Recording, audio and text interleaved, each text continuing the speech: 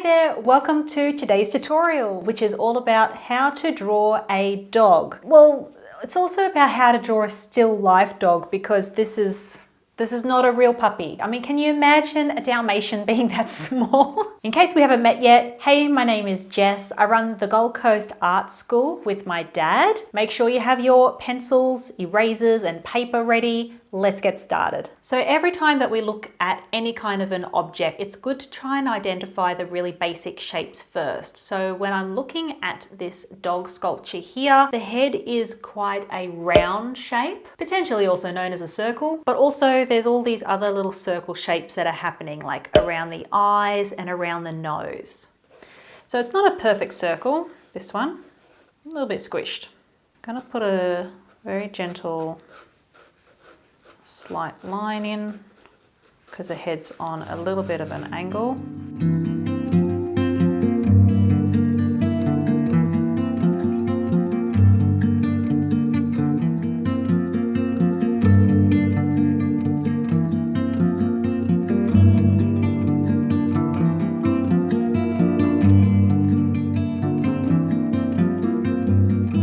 This doesn't even look like that same dog at all, but we're talking just real basics here.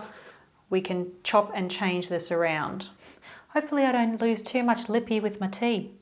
After the basic shapes bit, you want to try and make sure that you're putting them in the right spot. So that's when you sort of start to do some measurements, like how far apart the eyes are, how much of this nose bit compared to the rest of the muzzle here. Maybe you can start to do some similar little measurements. Like if you took this nose as some kind of a measurement, then maybe you can see, okay, that's one nose, one to two noses to the top of the head. The other thing that I like to use to help me identify where things go is to look for the negative shapes. Well, negative shapes and negative angles. This right now is a pretty good example because we've got the dog here, but then we've got a white background. So it's very easy to see the outline of the dog. This white area that you can't see, there's nothing going on, this angle here, this is all just negative space. There's nothing there, but it still gives you a shape. It still gives you some kind of an idea about what's going on. All this stuff that's out here, this is all just negative. There's nothing going on out here, but it does give you a bit of an idea about what's happening with the actual object. So I use also my pencil and I close one eye and I move my thumb up and down the pencil when I'm looking at the object or the subject, and I can identify similar measurements. All right, so immediately my eyes are too far apart. So eyes need to come in a bit. I'm gonna get rid of this.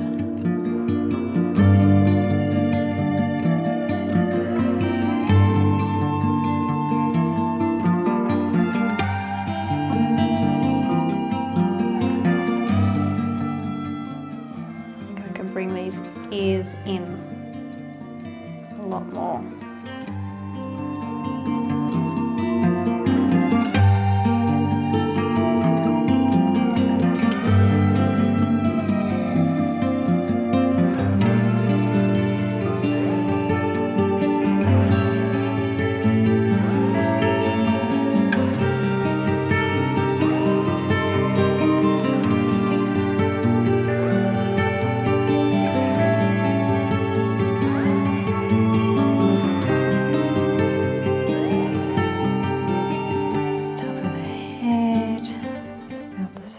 Bottom of the eye to the bottom of the nose. That is about right.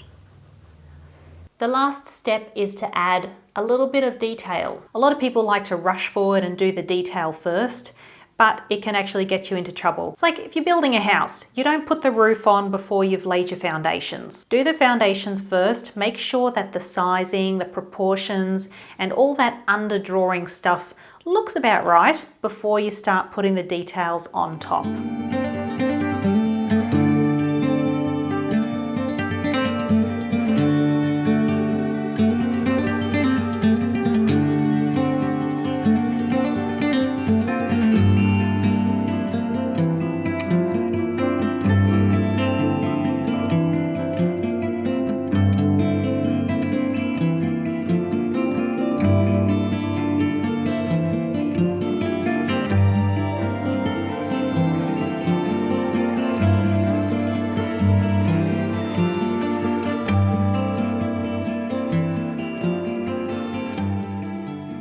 So that's how I would approach drawing a doggy. I'm gonna have some more cups of tea now and probably take all my lipstick off in the process. Thank you so much for tuning in. We will have more drawing videos for you very, very shortly. So if you're interested in that, please subscribe and we'll see you soon.